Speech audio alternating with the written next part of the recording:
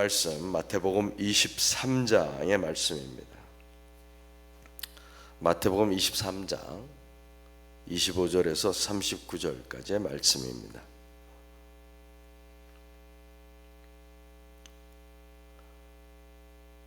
마태복음 23장 25절부터 39절까지 말씀 함께 읽겠습니다.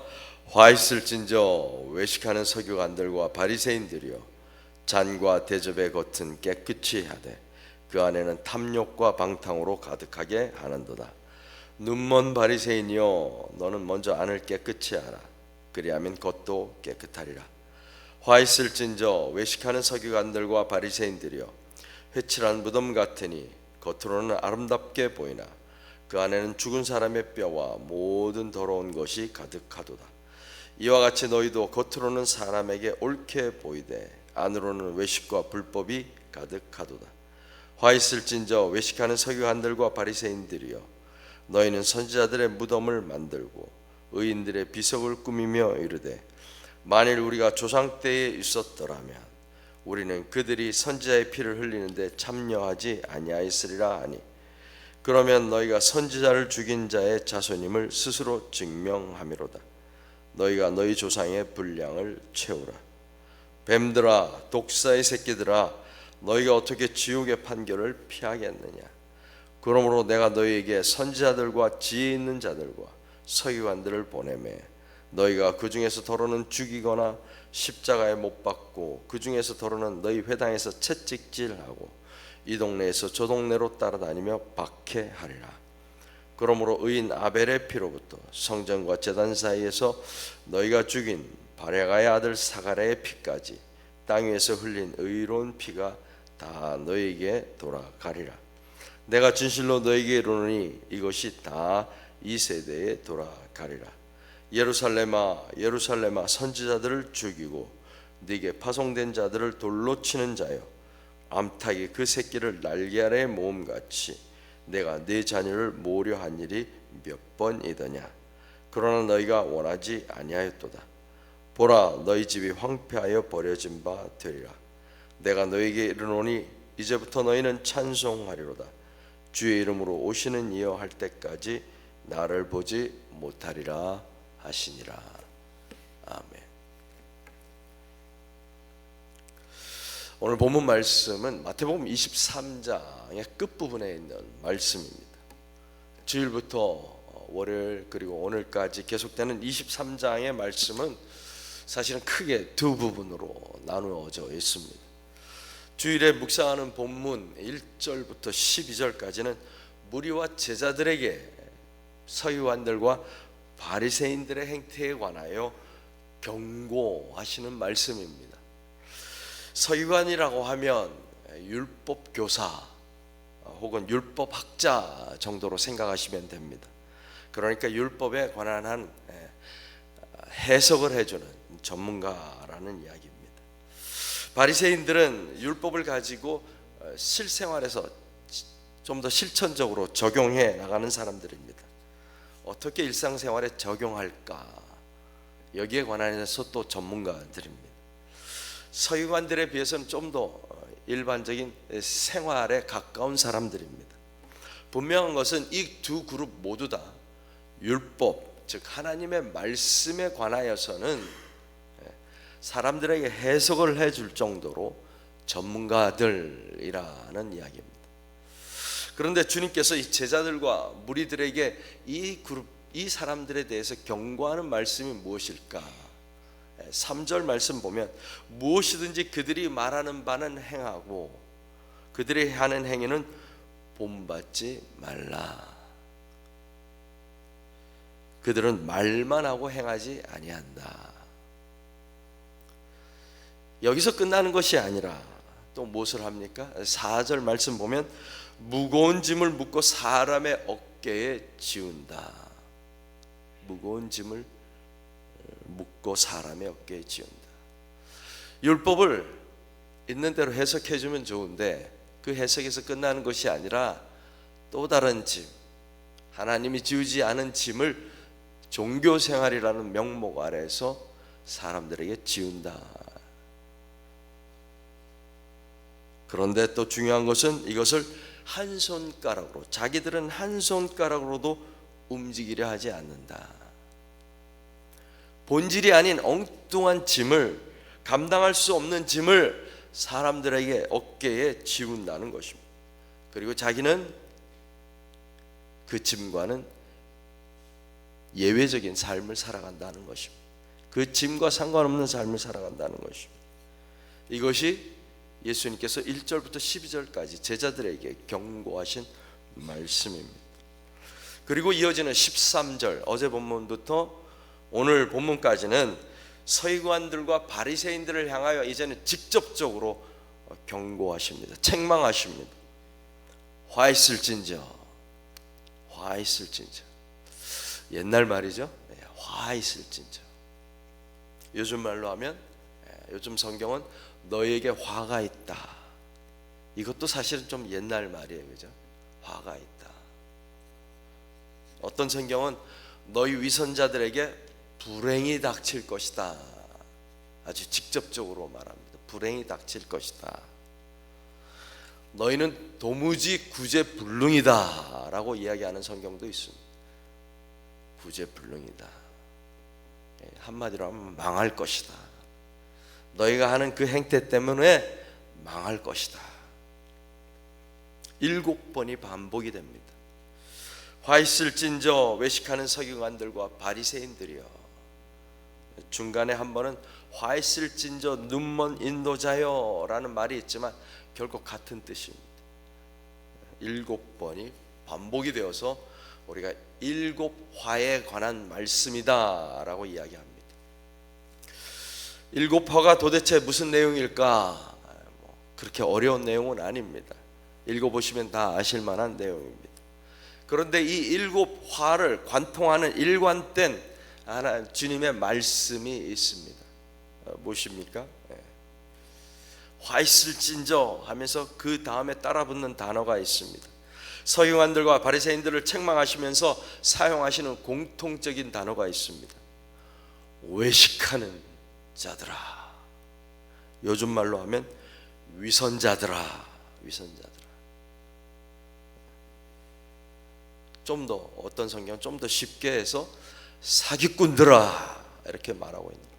사기꾼들아. 눈먼 인도자도 같은 말입니다. 모르는 척 하면서 모르면서 아는 척 하는 것입니다.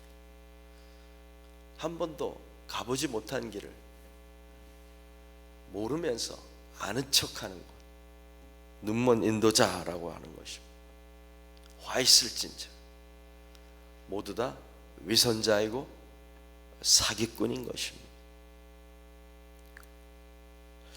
언제 주님께서 이들을 향하여 사기꾼이요 위선자라고 말씀하십니까?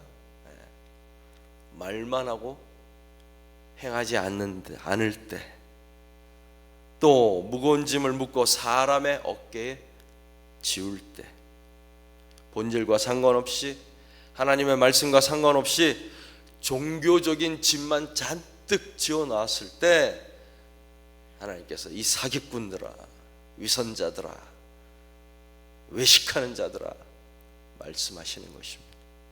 그리고 자기는 이것을 한 손가락으로도 움직이려 하지 않을 때 주님께서 책망하시는 것입니다.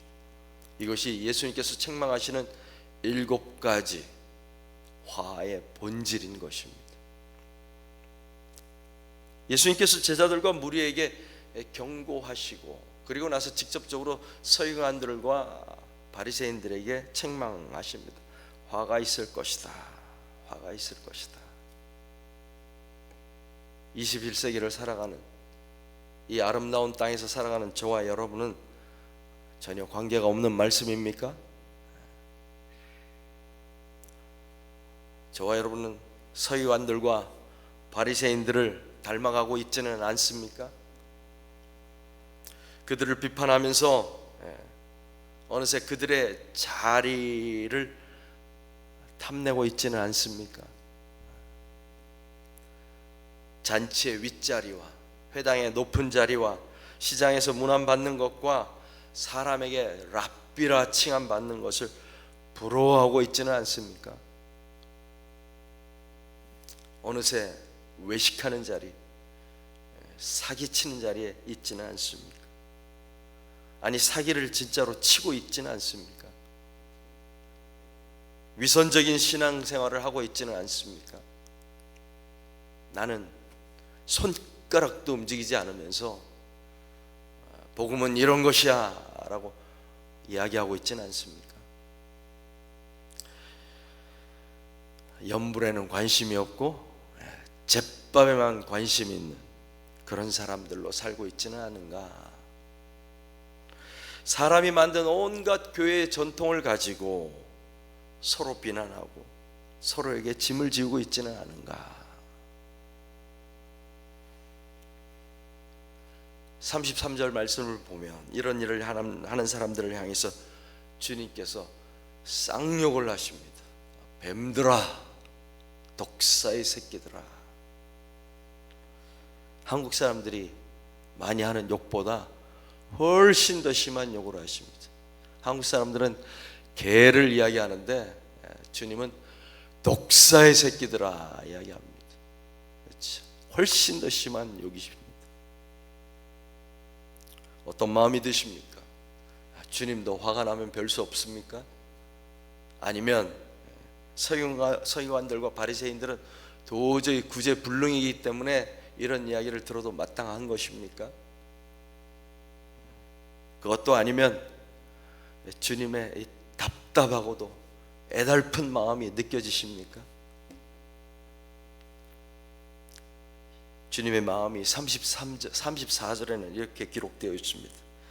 내가 너희에게 선지자들과 지혜 있는 자들과 서기관들을 보내매 너희가 그 중에서 더러는 죽이거나 십자가에 못 박고 그 중에서 더러는 너희 회당에서 채찍질하고 이 동네에서 저 동네로 따라다니며 박해하리라. 저는 이 34절 시작에 그러므로 대신에 그럼에도 불구하고 라고 바꿨으면 좋겠습니다. 너희가 독사의 새끼들이지만 그렇게 행동하지만 그럼에도 불구하고 내가 너에게 선지자들과 지혜 있는 자들과 서기관들을 보내겠다. 너희가 더러는 죽이고 십자가에도 못 박고 채찍질하고 박해하겠지만 그럼에도 불구하고 계속 보내겠다. 왜요? 뱀들이고 독사의 새끼인 우리들이 지옥의 판결을 피할 수 있도록 내가 사람들을 계속해서 보내겠다. 주님의 마음입니다. 우리를 향한 하나님의 마음입니다. 아들까지 보내시는, 죽일 줄 알면서 십자가에 달려 돌아가실 줄 아시면서도 보내시고 순종해서 이 땅으로 오신 주님의 마음입니다. 주님은 계속해서 끊임없이 돌아오라 부르시는 것입니다. 그렇지만 악인은 어떻게 합니까? 마음을 더 강팍하게 하고 계속해서 그 악한 일을 반복하는 것입니다. 주님께서 다시 한번 말씀하십니다. 37절 예루살렘아 예루살렘아 선지자들을 죽이고 네게 파송된 자들을 돌로 치는 자여 암탉이 그 새끼를 날개 아래 모음같이 내가 내 자녀를 모으려 한 일이 단 한 번이다? 아니야. 몇 번이더냐? 반복하시는 것입니다. 주님도 반복하시는 것입니다. 하나님의 은혜와 사랑을 사람들은 오히려 오용합니다. 하나님의 오래 참으심을 죄를 짓는 기회로 사용합니다. 심지어 예수 그리스도를 십자가에 못 박는 데까지 가는 것입니다. 그리고 주님뿐만 아니라 선생과 같이 제자들도 또 주님을 따르는 사람들도 고난 가운데 들어가게 되는 것입니다. 그리고 주님이 말씀하십니다. 이것이 다 이 세대에 돌아가리라. 다 이 세대에 돌아가리라. 죄의 대가는 결코 한 개인으로 만족하지 않습니다. 공동체가 함께 담당하는 것입니다. 때로는 온 인류가, 온 세상이 함께 감당해야 하는 것입니다. 오늘날의 전쟁을 보면 이 말을 더 실감나게 느끼게 됩니다. 어떤 나라가 자신들의 생존의 안전 문제 때문에 전쟁을 일으켰다고 하는데 중동을 비롯한 온 인류가 함께 고통을 당하고 있는 것입니다. 특별히 가난한 사람들은 더 큰 피해를 당하는 것입니다. 제 아내가 전철을 타고 출근을 하는데 가스값 때문에 그런지 사람들이 확 늘어났다고 이야기하더라고요. 우리가 당하는 손해야 물질의 손해입니다. 이런 물질의 손해는 죽음의 공포에 비할 수가 있겠습니까? 그런데 여기에서 끝나는 것이 아니라 이 중동, 이 아랍 지역에서는 대를 이어가면서 자자손손 피해 복수가 이루어지고 있다는 것입니다. 여기서 끝나는 것이 아니라 계속해서 반복된다는 것입니다. 어린아이들이 죽고 부모가 죽고 나면 복수를 생각하지 않을 사람이 어디 있겠습니까? 계속해서 반복된다는 것입니다. 오늘 주님께서 이 땅에 오시면 무엇이라고 하실까? 무엇이라고 하실까? 제자들과 무리들에게 하신 말씀, 그리고 서기관들과 바리새인들에게 하신 책망을 고스란히 우리 교회와 우리 그리스도인들을 향하여 하시지는 않으실까? 무엇이든지 저 그리스도인들이, 저 교회가 말하는 바는 행하고 그들의 하는 행위는 본받지 말라, 이렇게 말씀하시지는 않으실까?